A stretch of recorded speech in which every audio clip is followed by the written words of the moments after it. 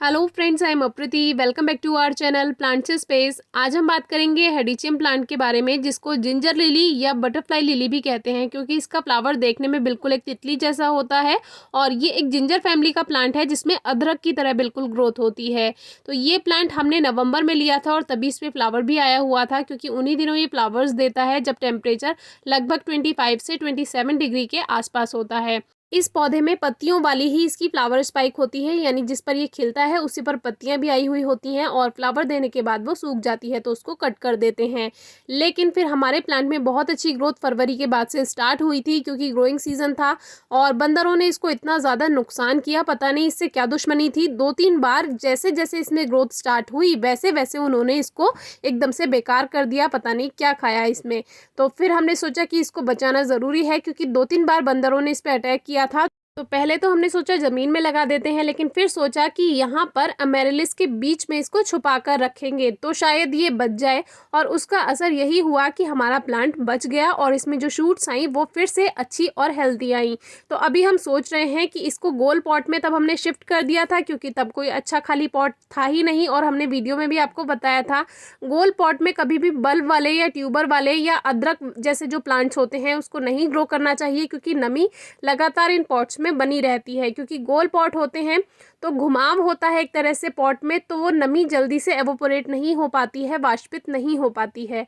इसीलिए अब हम सोच रहे हैं कि इसको दूसरे पॉट में शिफ्ट कर देते हैं, क्योंकि बंदरों से तो बचाना ज़रूरी है लेकिन नमी से बचाना भी ज़रूरी है। कितनी भी अच्छी मिट्टी बना लीजिए लेकिन इस गोल पॉट में तो नमी रहेगी ही, तो इसको हमें दूसरे पॉट में शिफ्ट करना है। तो अभी और भी न्यू ग्रोथ इसमें दिखाई दे रही है, तो हम सोच रहे हैं इसको दूसरे पॉट में शिफ्ट कर दें, तब ज़्यादा अच्छी ग्रोथ होगी। क्योंकि अभी तो सीज़न है, लेकिन मान लीजिए अगर रेनी सीज़न स्टार्ट हो गया और तब प्लांट में ओवर मॉइस्चर हुआ तो बहुत ज़्यादा परेशानी हो जाएगी। तो साइड साइड से मिट्टी को हटाकर, जिससे कि जो इसका अदरक जैसा पोर्शन है वो ना टूटे, बेकार ना हो, तो साइड साइड से मिट्टी को हल्का कर लिया है और इसको ऐसा का ऐसा उठाकर हम नए पॉट में शिफ्ट कर देंगे, नई मिट्टी बना करके।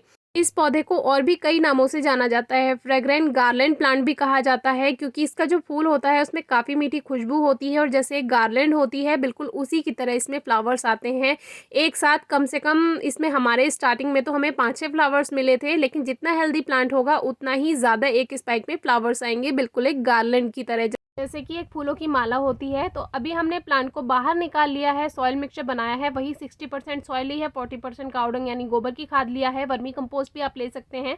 देखने में एक खाद ज़्यादा लगता है क्योंकि लाइट वेट होता है, काफ़ी हल्का होता है, इसीलिए देखने में ज़्यादा लगता है।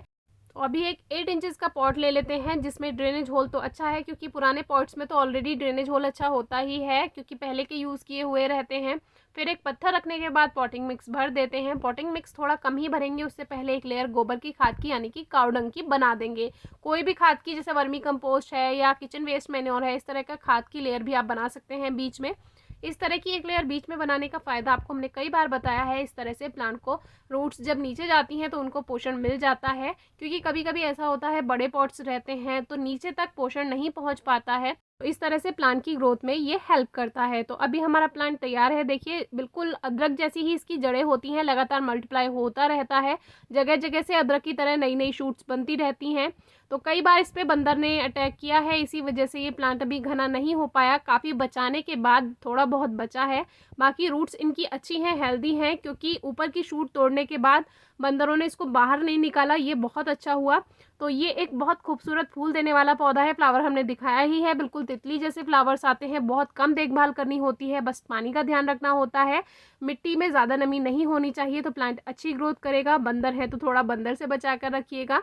राइजोम ट्यूबर्स या बल्ब वाले जो प्लांट्स होते हैं या अदरक जैसे जो पौधे होते हैं, उसको मिट्टी में ज़्यादा अंदर नहीं आपको ग्रो करना है, उसको थोड़ा ऊपर ही रखिए, क्योंकि फिर ओवर मॉइस्चर की वजह से उनको गलने का थोड़ा सा डर रहता है। फर्टिलाइजर के लिए आप साल में 2 या 3 बार मिट्टी की गुड़ाई करके गोबर की खाद या वर्मी कंपोस्ट दे दीजिए, प्लांट काफ़ी अच्छे से ग्रोथ कर जाएगा।